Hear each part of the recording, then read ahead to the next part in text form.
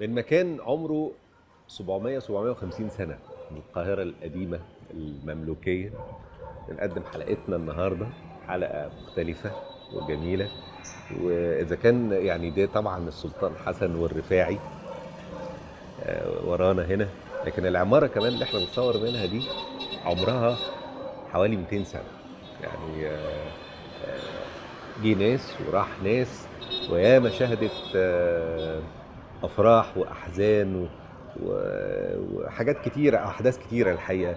وفي ورش كتير للفنون اتعملت في العماره اللي احنا بنصور فيها النهارده حلقتنا.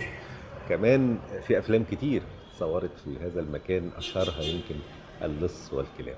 مكان مهم في درب اللبانه، الدرب الاحمر في القاهره القديمه. اعتقد انها مش عشق لوحدي، هي عشق كل حد بيعرف قيمه تاريخ بلدنا. وزي ما بقول لحضراتكم، حلقتنا من باب رزق النهارده احنا بنصورها من هذا المكان مع مجموعه شباب واعد بيحب الحرف اليدويه، نفسه ان هو يطور الحرف اليدويه.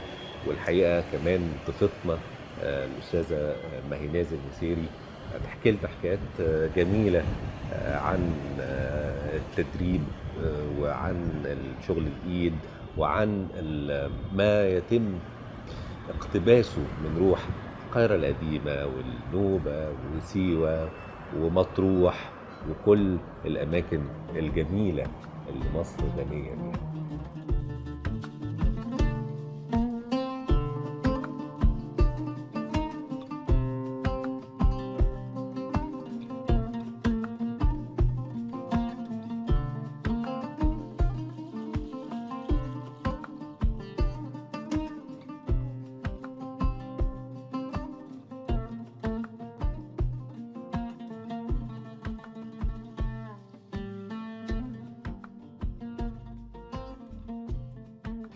في المكان الحلو الجميل ده اللي عمره 200 سنة، العمارة اللي احنا بنصور فيها دي عمرها 200 سنة في درب اللبانة.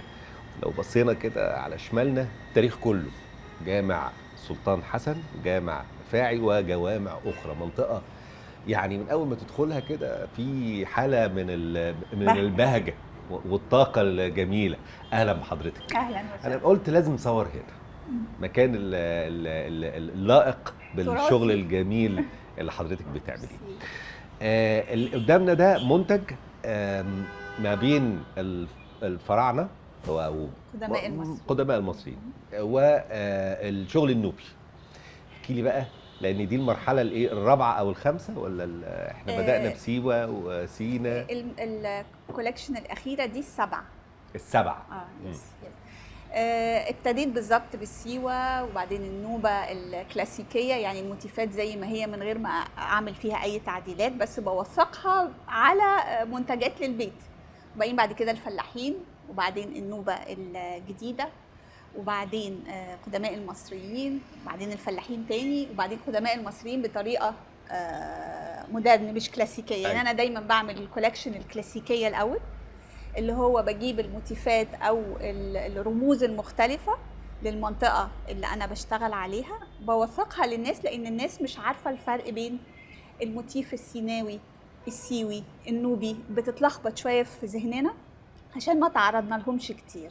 فبوثق الاول الطريقه الكلاسيكيه بتاعتهم، وبعدين منها بقى بنطلق. زي هنا مثلا العصفوره النوبي اللي احنا بنشوفها دايما في البيوت، اللي هي شكلها كلاسيكيه جدا، فحولتها لحاجه هندسيه.